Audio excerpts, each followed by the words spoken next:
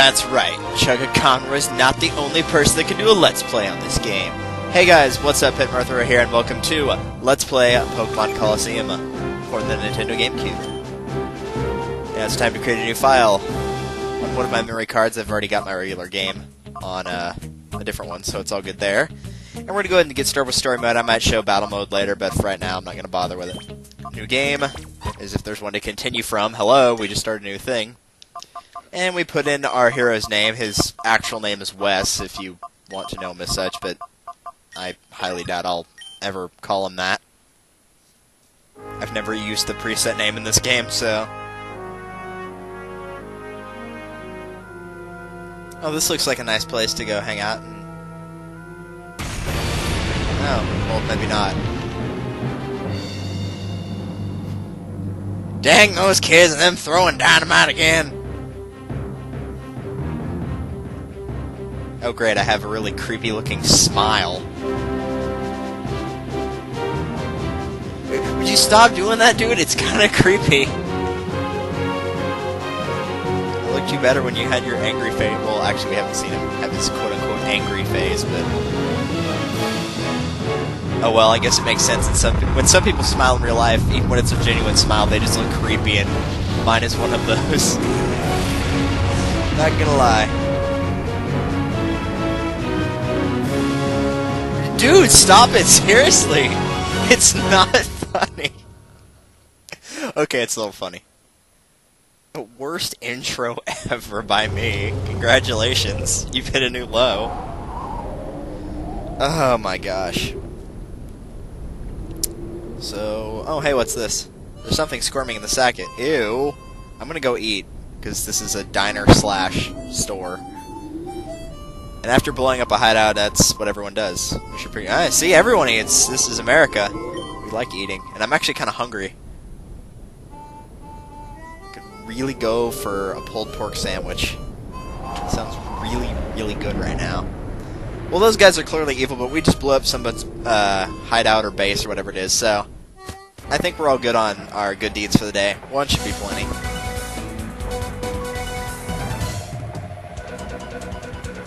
So yeah, we blew up Team Snag'em's hideout. Awesome. Their game Pokemon Abductor. By the time so they didn't catch anyone, but at least they know where the headquarters used to be. Awesome. We're evil.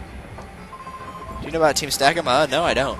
They're a bunch of heartless crooks that are from Pokemon from trainers without any hesitation. They use something called a Snag Ball to catch Pokemon from the right for trainer. Crime doesn't pay, I guess. I live a crime for life, so nothing's gonna blow up on me. Well, someone can always just rig your car to explode for no reason at all. You're a Pokemon trainer too, are you? Yeah, I am. Yeah, thank you. Alright. Yeah, you probably wouldn't.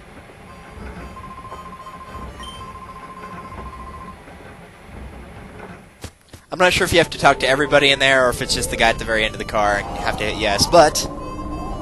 his name is Willie. And he wants to battle you. Sure, why not?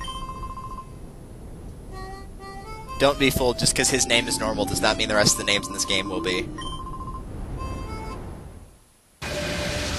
Now I'm going to assume, I'm going to admit first off, that this is not the best game to start off with if you're just getting into Pokemon. But I will say right now that all the battles are 2-on-2. You know, provided you haven't lost all your Pokemon except one, it will be a 2-on-2 battle. So this is going to require a little bit more strategy than it would in previous games, or, you know, just having single battles. So I'm going to assume that everyone knows, at least for the most part, how to play Pokemon. You know, at least the goal of getting all your your enemies' Pokemon to faint, etc., and so forth. So whenever you start the match, you're just going to choose what you want to do between your Pokemon, and they'll give you the option for both of these. You can fight, which is choosing whatever you want your Pokemon to do. You can use an item. With items, obviously, you can switch out Pokemon, or you can call them, which, at this point, right now, it won't do anything. I'll bring it back up when it comes up later, but right now, all it will do is just wake them up from a sleep status. So let's go ahead and go over the Pokemon that we have. As you can already see that they're already leveled up a decent amount. We have a level 26 Umbreon and a level 25 Espeon. They'll both come with Synchronized for their ability, and that means it says passes on status problems. To explain that a little bit better, if my Umbreon got paralyzed by an attack, the person that paralyzed him would also get paralyzed, or the Pokemon rather. So that's what it does. As you can see, Umbreon's a Dark type, and Espeon's a Psychic type. If you notice the difference between their stats, Umbreon is a lot more health and defense based, while Espeon is more special attack based. So you can also see their nature. Umbreon has Naive, and Espeon has Quiet nature. And then you can look over here at their moves. I'm going to go back up to Umbreon's first. We have Bite for Umbreon, which is an attack that's dark, and it can cause flinching. We have Secret Power, which is a normal power, or normal attack rather. And depending on where you are, it says vary by location. It can do other things. It can, poison. It can inflict a burn status. It just is kind of randomized, depending on where you are. Taunt, which basically means that your opponent can only use attack moves. They can't lower your offense or raise their own or anything like that. And Snatch, which is stealing a target's move if it raises stats, so if they use Howl to raise their attack, then you would get that as well and get your attack boosted. Espeon has Confusion, which is just a psychic attack, and it can cause confusion. What a surprise. Return, which is an attack that increases in power with friendship, and so since you've had Espeon for a while, theoretically, since she's level 25, or he in this case, Return's pretty powerful, so I'd recommend keeping that. Reflect, which creates a wall of light that weakens physical attacks, which basically means that you and your ally will get a little bit of a defense boost. And Helping Hand, which boosts the power of your recipient's move, so basically you're giving up your turn to increase the power of the attack of whoever else you have on the field. Now, Ryder Willy only has 2 Pokemon, Zigzagoon, male and female. They both have Tackle, one of them has Tail Whip, and one of them has Growl. So one will lower defense, one will lower offense. Pretty much for this fight, you can just mash the A button and use your attacks over and over, and you can beat him no problem. Confusion, I believe, is going to be a one-hit kill on either one of them, and Bite or Secret Power from Umbreon will take them down to fairly low health. So you shouldn't have any problem in winning this fight.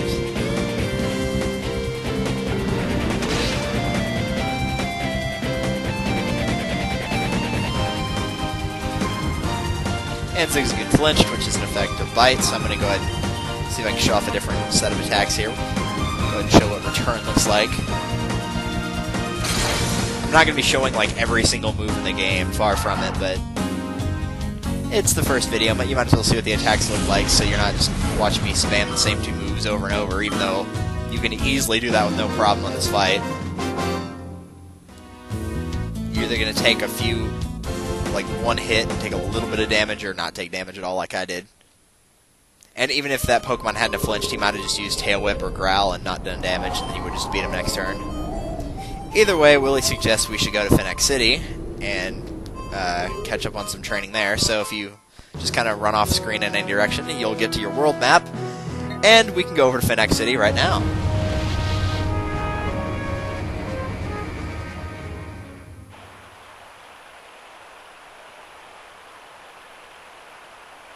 Ooh, pretty. Oh, hey, it's these 2 guys again. Done with your knees, not with your back. I don't know. It won't stop squirming. Make stuff to hold on. Kidnappers. Did that punk hear all that? And so they just drop it. I love how they let go of it and it kind of floats for just a fraction of a second and then it falls. And so now Shady Guy Folly quote-unquote ambushes you in a battle. And he has 2 Pokemon that are the same, just like Willy, except Willy's not evil. However, the mechanic for this battle is exactly the same thing. You can mash the attack button and win with no difficulty at all. So feel free to do whatever you want. I'll go ahead and show off what Secret Power looks like. I'll use it on the male one because the female only has Uproar for an attack, so it will get an attack in if you let it survive. There's a chance that the other Whisperer will just use Growl and lower my attack, so I won't take damage. But even if you do get hit, like I said, it's going to do little to no damage, so don't worry about it too much.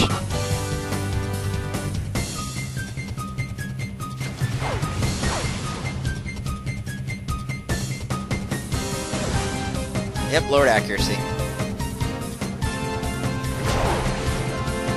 Yeah, see what I mean? Next to nothing.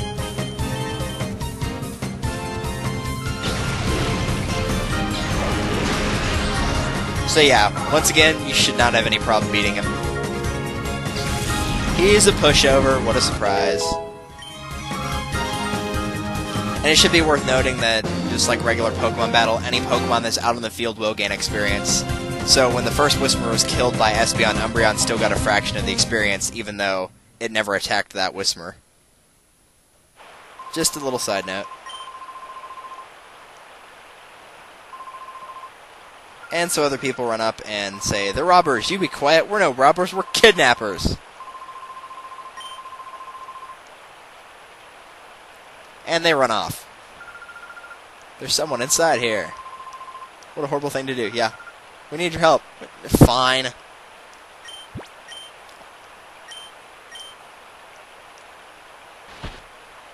I didn't have to try at all, apparently. I'm just that good at untying knots. I can just psychically fix it.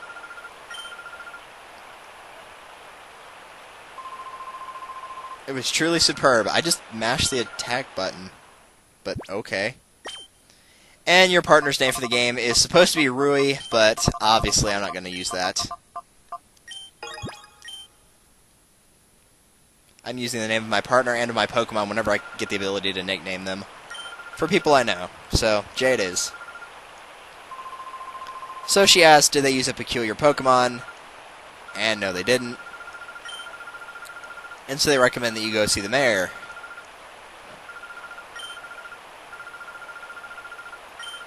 Can I get you to escort me for a while? Sure. Why not?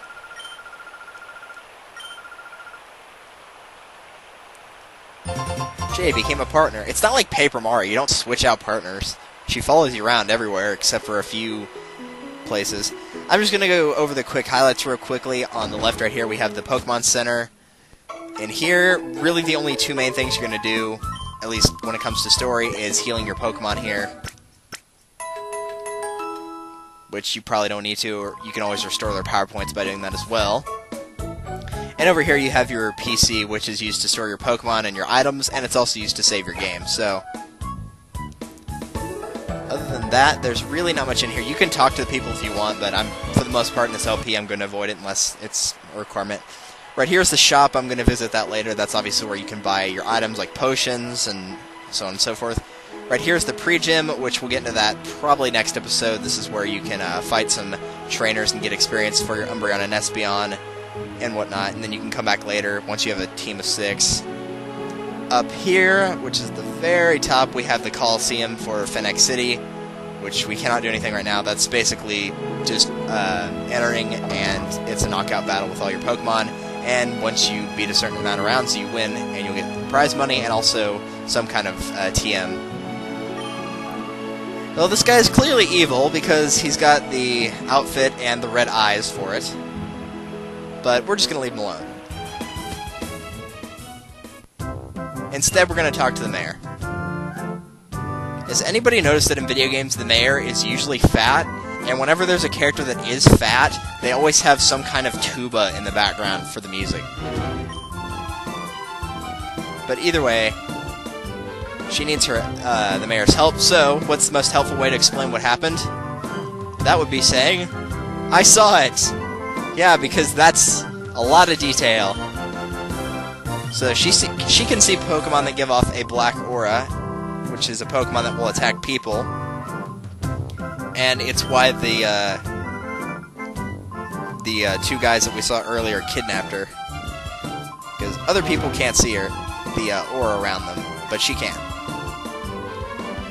So in the meantime, they will say, go ahead and visit our Pokemon Colosseum. So we shall do just that.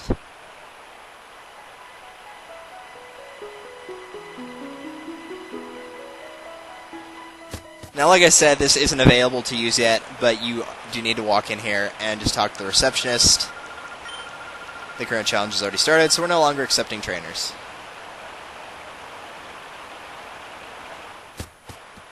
And by doing that, we've got 3 guys that all look the same, apparently.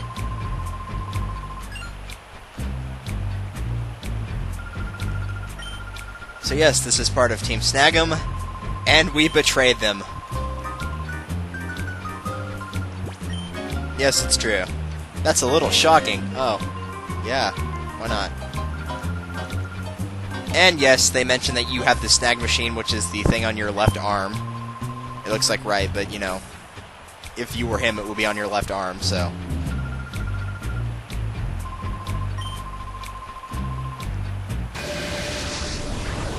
Now, first off, you couldn't catch any Pokemon you've seen previously because A, we don't have any Pokeballs, and B, you're only allowed to capture the Pokemon that give off that black aura.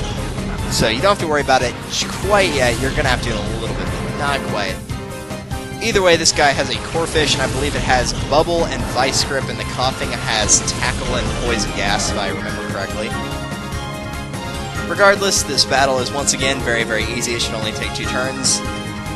For Umbreon, use Bite or Secret Power on the Corphish, and Espeon, use Confusion on the Coughing.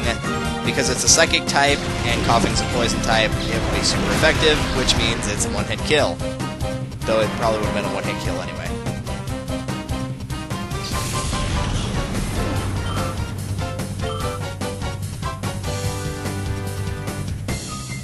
Now, Bite's not going to be as effective, so it's not going to kill the Corphish, but it may cause a flinch. It didn't, but it might. Or you can also use Secret Power to try to get a status effect, like Paralysis, and prevent them from attacking, or a Burn status, which will lower their attack. Either one works. You'll notice that Bubble actually hits that was a critical? I highly doubt that, but whatever. Regardless, as I was saying, you'll notice that Bubble attacked both team members, and that attacks that I've been using, like Bite and Confusion and whatnot, only attack one. That's the thing, is some attacks affect both of the enemy Pokemon, and some only affect one. Growl and Tail Whip are status effects that affect both. And there's also attacks like Bubble, there's also ones like Surf, and there's some that affect all 3, including both your opponents and your own, like Earthquake. So you do have to be careful. And so after beating one of them, apparently the other 2 don't have any Pokemon, so they just leave. So yes, I'm from Team Snag'em apparently, or was. And we should go shopping for Pokeballs. Once again, this is why I said I wasn't going to show off the shop just yet, because I knew that was going to happen. Now, the problem is, in Phenac City, they don't sell Pokeballs, so you can't buy them here. We can get them fairly quickly, though.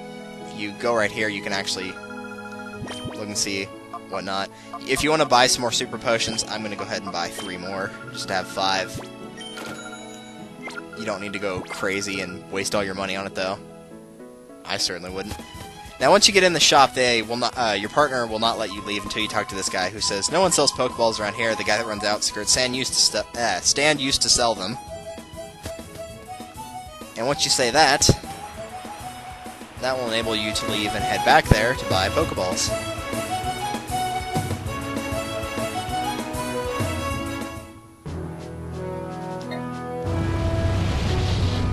You're going to have to get used to the little machine clip that they put in each time you travel to a new spot. It's kind of their loading screen of the game, if you will. So you're just going to have to get used to seeing it. Do you sell any Pokeballs? There's no call for those things. Where'd I put them? A little dusty, I'm afraid, but otherwise perfectly usable. Awesome. So he gives you 5 for free. And then he will enable you to buy not only those, but you can also buy Great Balls as well. So, okay, 44 is far too many. I was just seeing how many I could have maximum. I'll start with 10. And if you buy at least 10, you'll throw in a Premier Ball. That's why I chose 10. And I'll also take 10 of the Great Balls, which have better catch rates, but I kind of have this OCD thing where whenever I'm catching my team of 6, like the one I'm going to be using for this LP, I try to use regular Pokeballs, because I like them all to be the same type. I know, it's really pathetic, but regardless, it's a condition. I'll just stick with that. Alright, we're at 20 minutes now, but I'm going to keep going for just one more thing. A lot of scary men came here. I think I even saw those 2 creeps who took off in the truck earlier. Actually, they just took off. If you'll go back and watch it again, they left the truck here. My Pokemon are healed, yes? Yes, they are. Just checking. Not that what little damage I took from the bubble attack was gonna, you know, make a difference, but regardless. We're gonna head back to the mayor's house. And sure enough, those two guys are here, along with Mirror B, who... he has problems. He has his own theme song, and it's terrible. You're gonna get really sick of hearing it. But either way, he just kind of threatens you, and then orders those two to attack you. So, he leaves for Pyrite Town. Those three guys on the side right there will be important next video.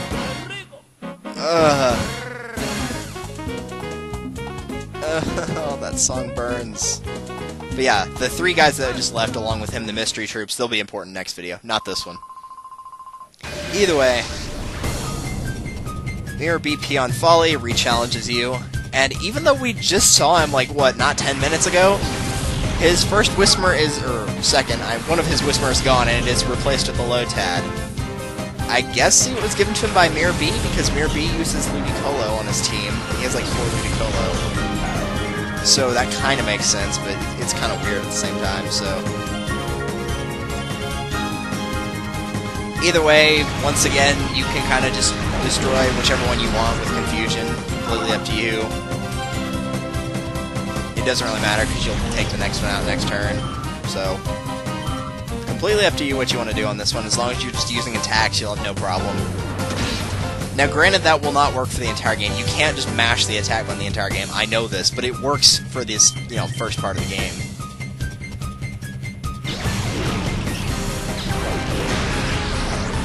And there you have it.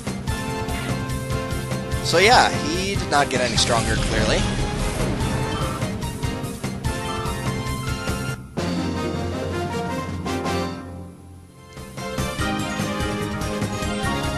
Later on, whenever the battles become either non-important or they don't have any of the Shadow Pokemon, which is what we're going to be fighting right now, the second guy, I'll probably just edit them out. If a Shadow Pokemon shows up later on, I'll probably just cut to the point of catching it. I might speed it up, I don't know. Would you guys prefer me to have all the battles in-game and just speed them up, leave them normal speed, or cut them out minus catching a Shadow Pokemon or showing which one it is and whatnot? That is up to you guys to decide. So for this battle, once again, it's not really that bad. He has 3, he has Duskull, Spinarak, and also a Shadow Makuhita, which we'll be seeing in a bit. So you can just use Bite on Duskull, Confusion on Spinarak, and I believe those are... unless I got him turned around. I don't think I did.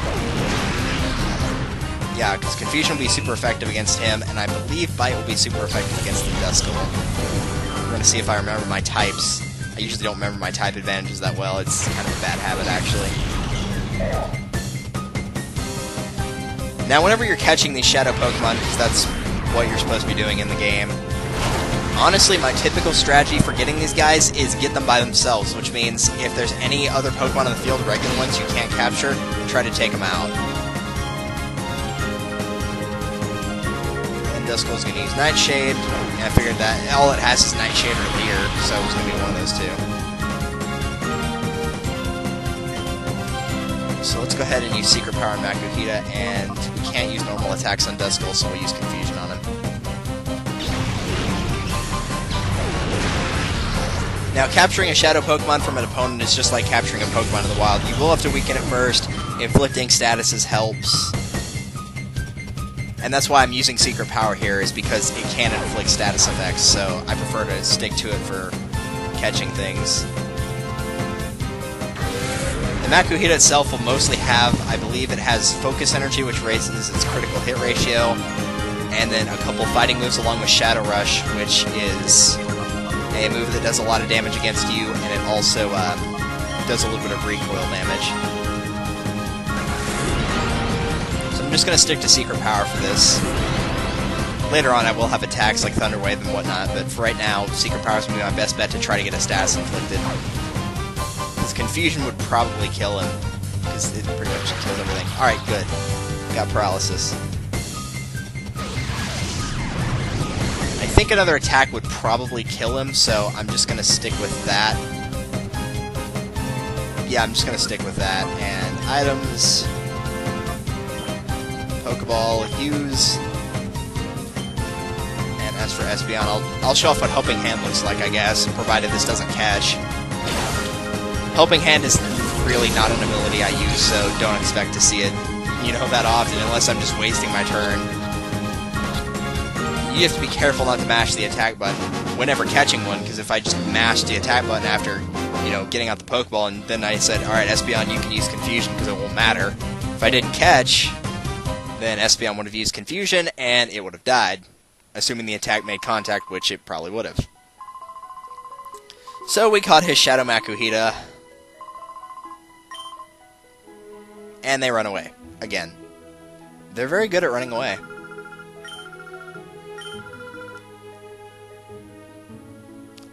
And so now, I think for 26 minutes, that should be good for a first episode. You'll notice that all the areas are blocked off by the, I don't know why I just blanked, I saw what they were earlier, the mystery troops. There's one on each side, the green one is right there, the red one is right here, and the blue one is at the very bottom of the area. So, we will be going over catching those guys' shadow Pokemon, because you can choose between the three, and each one has a different choice based on the evolution of the Gold, Silver, Crystal starters. So, make your choice now if you're playing along on which one you want to catch. The green one will have a Bayleaf, the blue one will have a Croconaut, and the red one will have a Quilava.